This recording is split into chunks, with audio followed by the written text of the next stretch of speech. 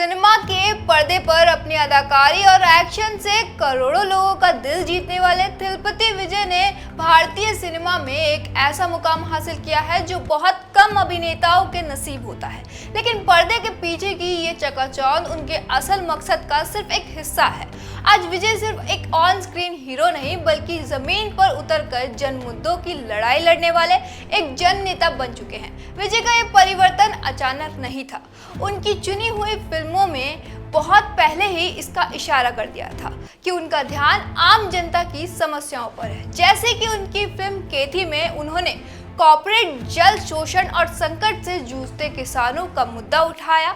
Martial में देश के स्वास्थ्य सेवाओं, दवाओं के दाम और आम नागरिक की जेब पर पड़ते बोझ पर सीधी बात की। वहीं सरकार में फर्जी वोटिंग और वोटिंग अधिकारों को निष्पक्षता को उजागर किया। विजय ने लगातार ऐसी पटकथाएं चुनी जो सीधे तौर पर मिडिल क्लास और गरीब लोगों की जिंदगी भ्रष्टाचार और सामाजिक असमानता से जुड़ी हुई होती है। लेकिन विजय का मकसद सिर्फ पर्दे पर सामाजिक संदेश देना नहीं है। साल 2009 में उन्होंने अपने फैंस क्लब को एकजुट कर विजय मक्कल इक्कम की शुरुआत की।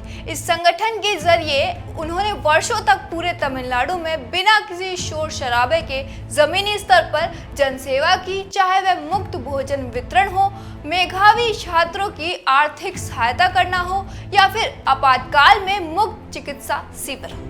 इसी समाज सेवा को एक ठोस नीतिगत आकार देने के लिए फरवरी 2024 में विजय ने आधिकारिक तौर पर अपनी राजनीतिक पार्टी टीवीके की घोषणा की और सिनेमा की अपनी जमी जमाई दुनिया को अलविदा कह दिया।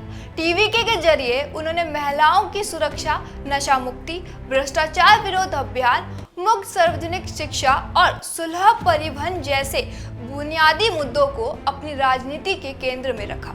एक ऐसे समय में जब सितारे अपनी सफलता के शिखर पर पहुंचकर सिनेमा छोड़ना आसान नहीं समझते, विजय ने जनसेवा को प्राथमिकता दी।